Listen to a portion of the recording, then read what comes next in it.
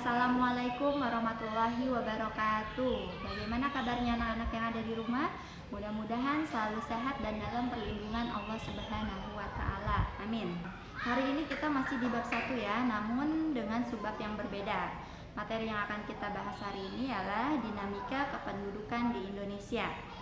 Ibu harapkan anak-anak memperhatikan tayangan video ini dari awal sampai akhir agar materinya bisa anak-anak pahami.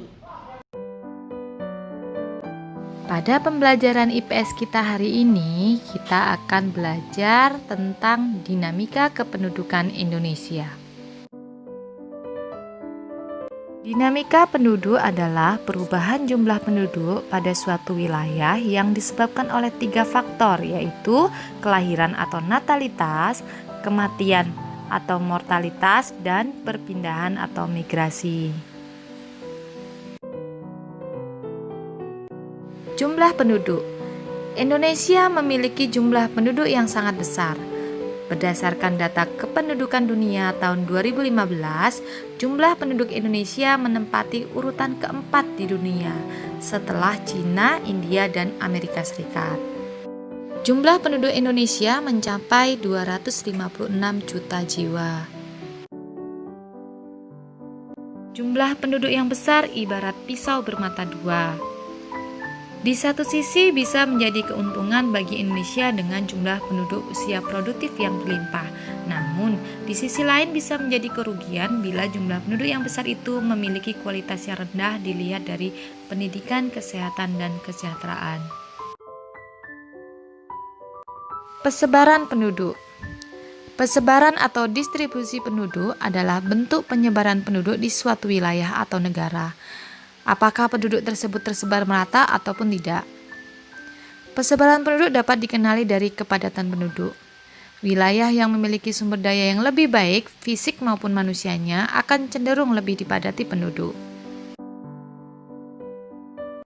Perhatikan peta kepadatan penduduk Indonesia tahun 2016 berikut. Berdasarkan dari peta, dapat kita ketahui bahwa persebaran penduduk di Indonesia belum merata. Pulau Jawa merupakan pulau yang paling padat di Indonesia, sedangkan Papua dan sebagian Kalimantan merupakan daerah yang paling jarang penduduknya. Hal ini karena Pulau Jawa memiliki tanah yang subur dan telah lama berkembang. Salah satu upaya pemerintah untuk mengatasi persebaran penduduk yang tidak merata adalah dengan transmigrasi, yaitu perpindahan penduduk dari daerah padat ke daerah yang jarang penduduknya. Komposisi penduduk. Komposisi penduduk adalah pengelompokan penduduk berdasarkan usia, jenis kelamin, mata pencarian, agama, bahasa, pendidikan, tempat tinggal, dan lain-lain.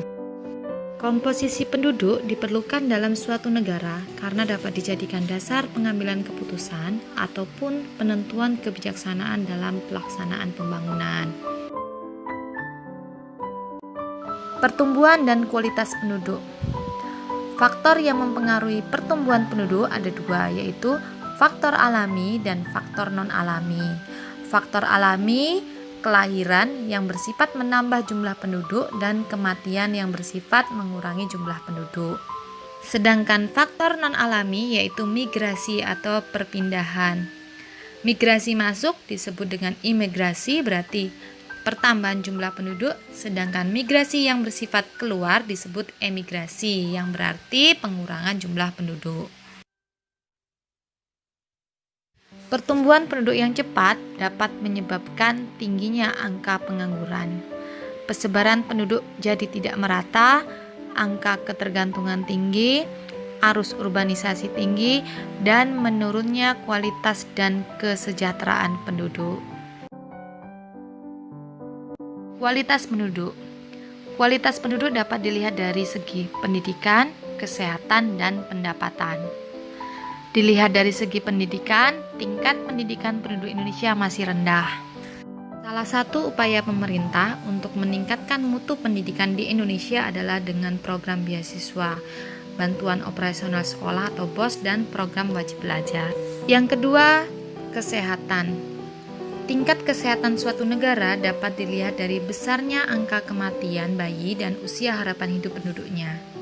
Yang ketiga, pendapatan. Pendapatan rata-rata penduduk Indonesia masih tergolong rendah dibandingkan negara maju. Keragaman etnik dan budaya. Menurut penelitian Badan Pusat Statistik yang dilaksanakan tahun 2010, di Indonesia terdapat 1.128 suku bangsa atau etnik.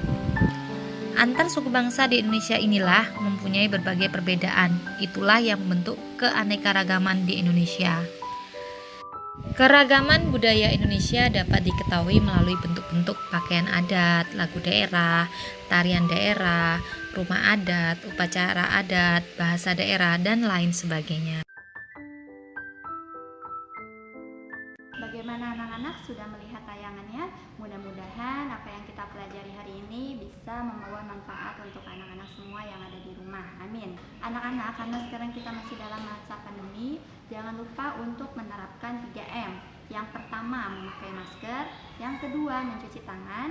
Dan yang ketiga, menjaga jarak. Baik, dari Ibu cukup sekian. Terima kasih. Wassalamualaikum warahmatullahi wabarakatuh.